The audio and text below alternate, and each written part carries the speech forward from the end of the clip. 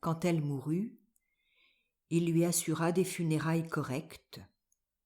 Toutes les amies de la défunte y assistèrent. Leurs têtes, coiffées de bérets, émergeaient des pelisses à col en ragondin sentant la naphtaline, telles des grosses bosses blafardes. Ces vieilles femmes disgracieuses pleurnichèrent avec tact au moment où le cercueil fut descendu dans le caveau avec des cordages détrempés par la pluie, puis, par petits groupes, agglutinés sous leurs parapluies pliables aux motifs les plus invraisemblables, elles se dirigèrent vers les arrêts d'autobus. Le soir même, il ouvrit le petit buffet où elle gardait ses papiers pour y chercher. Il ne savait quoi d'ailleurs. De l'argent, des actions, des obligations. Une de ces polices, garante d'une vieillesse sereine, toujours illustrée dans les publicités télévisées par un paysage d'automne où des feuilles volent et tombent. Il ne trouva que des vieux livrets d'épargne des années 60 et 70, ainsi que la carte du Parti communiste de son mari, qui avait eu le bonheur de mourir en 1981, absolument convaincu que le communisme était garant d'un ordre métaphysique éternel. Il y avait également ses dessins de maternelle à lui, soigneusement rangés dans une pochette en carton avec élastique. Cela l'émut. Il n'aurait jamais imaginé que sa mère ait pu garder ses dessins. Il y avait encore des cahiers remplis de recettes de pickles, marinades et confitures. Chacune avait droit à une nouvelle page avec son nom calligraphié avec des courbes subtiles, expression domestique d'un besoin de beauté. Pickles avec graines de moutarde. Potiron mariné à la Diana. Jardinière avignonnaise. Bolets à la créole. De temps à autre, il y avait de petites extravagances, comme par exemple gelée d'épluchures de pommes ou belle angélique au sucre. Cela lui donna l'idée de descendre à la cave. Il n'y était pas allé depuis des lustres, alors qu'elle, sa mère, y séjournait fréquemment, ce qui pourtant ne l'avait jamais intrigué. Quand il regardait un match dont le son la dérangeait, qu'il restait indifférent à ses suppliques de plus en plus faibles, il finissait par entendre un tour de clé, une porte qui claque, et sa mère disparaissait pour un long moment béni des dieux.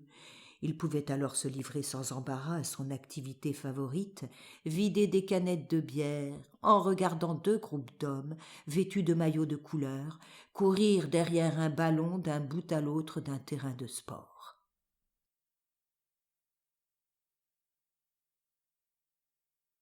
La cave était incroyablement bien tenue. Un petit tapis élimé au sol. Oh, il s'en souvenait du temps de son enfance. Un fauteuil couvert de velours sur lequel il vit un plaid au tricot soigneusement plié. Il y avait aussi une lampe sur pied avec une planchette à mi-hauteur et plusieurs livres lus et relus. Pourtant, par tous les diables, ce qui l'impressionna, c'étaient les étagères chargées de bocaux luisants. Chacun d'eux était pourvu d'une étiquette autocollante où, comme il le remarqua, se répétaient les appellations du cahier de recettes. Cornichons en saumure à la Stasia 1999, poivron pour apéritif 2003, Saindoux à la Zosia. Certains de ces noms étaient mystérieux, par exemple haricots verts à l'autoclave. Il n'arrivait pas du tout à se rappeler ce que pouvait signifier autoclave. La vue des champignons palos serrés dans un bocal, des légumes multicolores ou des piments rouge sang éveilla en lui un vif désir de vivre. Il inspecta rapidement les étagères, mais n'y trouva ni valeur ni argent dissimulés derrière les conserves. Il semblait qu'elle ne lui avait rien laissé. Il étendit son espace vital à la chambre maternelle. Désormais, il y accumulait son linge sale et y stockait ses cartons de bière. De temps à autre, il remontait de la cave une caisse de conserve ouvrait tour à tour chaque bocal d'un mouvement sec de la main pour ensuite fourrager dedans avec une fourchette et manger ce qui s'y trouvait. Agrémenté de poivrons marinés ou de petits cornichons délicats comme des bambins, la bière et les cacahuètes ou les bâtonnets salés étaient particulièrement à son goût. Il restait ainsi assis devant la télévision à savourer ses nouvelles conditions d'existence et sa liberté fraîchement acquise. C'était comme s'il venait d'avoir le bac, que tout devenait possible, qu'une vie meilleure s'ouvrait à lui. Certes, il avait déjà quelques années au compteur, il avait passé le cap de la cinquantaine, mais il se sentait jeune, autant qu'un bachelier précisément. À vrai dire, l'argent du dernier mois de pension de sa mère défunte s'épuisait, mais il estima avoir encore un peu de temps avant de devoir prendre des résolutions. Il se nourrirait peu à peu de ce qu'elle lui avait laissé en héritage, achèterait tout au plus du pain et du beurre, et de la bière, évidemment. Plus tard, en effet, il se chercherait peut-être un travail, ce avec quoi elle n'avait cessé de lui prendre la tête ces quelques 20 dernières années. Il irait peut-être à l'agence pour l'emploi. Il s'y trouverait certainement quelque chose pour un bachelier de 50 ans comme lui. Il irait jusqu'à revêtir son costume clair. Elle le lui avait correctement repassé puis accroché dans l'armoire avec la chemise bleue assortie, avant de se rendre en ville, à condition qu'il n'y ait pas de match de football à la télévision. Il était libre. C'était juste que cela lui manquait un peu de ne plus entendre le pas traînant de sa mère. Il s'était accoutumé au frottement monotone de ses pantoufles sur le plancher, associé à sa voix qui marmonnait « Tu pourrais tout de même éteindre un peu la télévision, sortir, faire la connaissance d'une jeune fille. Tu veux rester comme ça jusqu'à la fin de ta vie, tu devrais te trouver un logement, c'est trop étroit ici pour deux. Les gens se marient, ont des enfants, partent en vacances, font du camping, se rencontrent pour un barbecue, et toi, rien. Tu n'as pas honte de vivre au crochet d'une vieille femme malade. Il y a d'abord eu ton père et maintenant c'est toi. Il faut faire votre lessive, votre repassage, aller aux courses et tout rapporter à la maison. La télévision me dérange, elle m'empêche de dormir et toi, tu restes devant jusqu'au petit matin. Qu'est-ce que tu peux bien regarder comme ça toute la nuit? Tu n'en as pas assez. » Elle jérémiadait ainsi des heures entières. Aussi s'acheta-t-il des écouteurs. C'était une solution. Elle n'entendait pas la télévision et lui ne l'entendait pas, elle. Désormais, tout était trop silencieux. La chambre de sa mère, par le passé toujours proprette avec vitrine et napperon, s'emplissait de tas d'emballages, de bocaux vides et de fripes sales, mais aussi peu à peu d'une puanteur de draps moisis, de murs gagnés par des langues de chancissures, d'espaces clos jamais aérés qui commençaient à se corrompre et à fermenter. Un jour, alors qu'il cherchait des serviettes de toilette propres, il trouva une autre batterie de bocaux au fond de l'armoire. Ils étaient dissimulés derrière des piles de draps, blottis contre des pelotes de laine. Des maquisards. Une 5e colonne de conserve. Il les examina avec attention. Ils différaient de ceux de la cave par leur âge.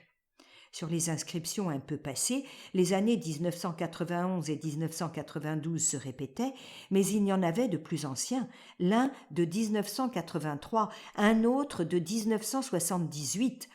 Ce bocal-là était à l'origine d'une odeur nauséabonde. La fermeture en métal avait rouillé et laissé passer l'air, ce qui, en retour, avait fait émaner la puanteur. Quel qu'ait été le contenu, c'était devenu un agglomérat brunâtre. Il le jeta avec dégoût. Sur les étiquettes, des inscriptions similaires se répétaient, comme potiron au coulis de groseille ou encore groseille au coulis de potiron. Il y avait également des cornichons totalement recouverts d'un voile grisâtre. Personne ne saurait désormais identifier le contenu de certains bocaux sans l'aimable et utile inscription. Les champignons marinés étaient devenus une ténébreuse gelée opaque. Les confitures, un caillot noir, les terrines, une petite boulette séchée. Il trouva d'autres conserves dans l'armoire à chaussures. et dans un réduit sous la baignoire. Il s'en cachait aussi dans le chevet de nuit près du lit de sa mère. L'ampleur de la collection le consterna. Sa mère lui cachait-elle cette nourriture ? Conservait-elle ses réserves pour elle dans l'espoir qu'un jour son fils déménagerait ?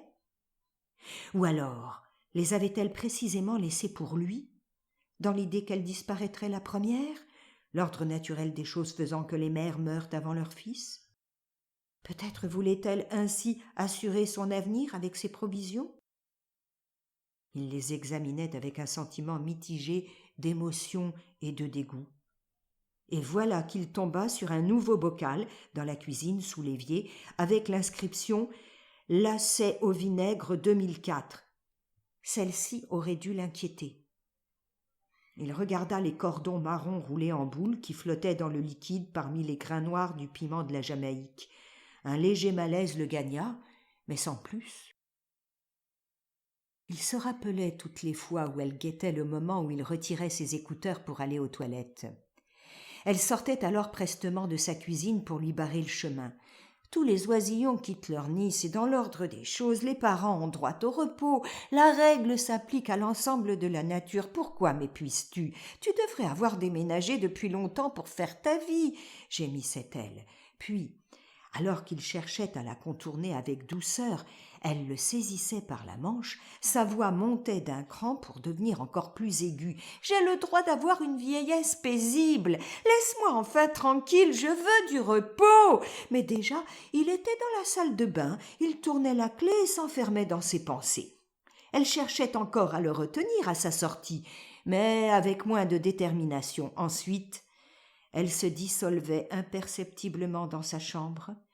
Toute trace d'elle disparaissait jusqu'au petit matin, où elle remuait avec bruit les casseroles pour l'empêcher de dormir.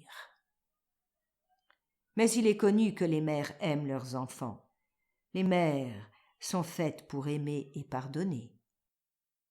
Aussi ne s'inquiéta-t-il guère plus de ses lacets, ni ensuite de cette éponge à la sauce tomate trouvée à la cave. D'ailleurs, l'inscription indiquait honnêtement « Éponge à la sauce tomate 2001 ». Il ouvrit le bocal pour vérifier l'exactitude du contenu, puis jeta le tout à la poubelle. Il ne considérait pas ces bizarreries comme des méchancetés programmées à son intention. Ne trouvait-il pas de véritables délices, par ailleurs ? L'une des dernières conserves sur la plus haute étagère de la cave contenait un petit salé exquis. Il avait toujours l'eau à la bouche en pensant aux betteraves très relevées qu'il avait trouvées dans la chambre à coucher derrière un rideau. Il en avait avalé plusieurs bocaux en 2 jours. Et en guise de dessert, il plongeait directement le doigt dans un pot de gelée de coing. Pour le match Pologne-Angleterre, il remonta de la cave un carton plein de bocaux. Il l'entoura d'une escouade de canettes de bière. Sa main saisissait un bocal au hasard. Il en engloutissait le contenu en regardant à peine ce que c'était. Néanmoins, l'une des conserves attira son attention parce que sa mère avait fait une faute d'orthographe cocasse sur l'étiquette. Champignons sans G, marinés 2005. Il piquait de sa fourchette les délicats chapeaux blancs pour les porter à sa bouche, et eux se glissaient par sa gorge vers son estomac comme s'ils étaient vivants. Un but fut tiré, puis un autre, et lui avala tous les champignons sans même s'en rendre compte. La nuit, il dut aller aux toilettes où il s'accrocha au lavabo, secoué de haut le cœur. Il avait l'impression qu'elle était là, à chigner de son insupportable voix aiguë, mais il se souvint qu'elle était bel et bien morte. Il fut pris de vomissements jusqu'au matin, mais n'en fut guère soulagé. À bout de force, il parvint à appeler les urgences. À l'hôpital, on voulut lui faire une greffe de foie, mais l'on ne trouva aucun donneur. Ainsi, sans avoir repris conscience, il mourut quelques jours plus tard. Un problème surgit. Il n'y avait personne pour récupérer son corps à la morgue et s'occuper de ses funérailles. Pour finir, à la suite d'un appel de la police, les amis de sa mère, ces vieilles dames âgées et disgracieuses en béret fantaisie, s'en occupèrent. ouvrant au-dessus de sa tombe leurs parapluies aux motifs aberrants, elles accomplirent leur rituel funéraire empreint de miséricorde.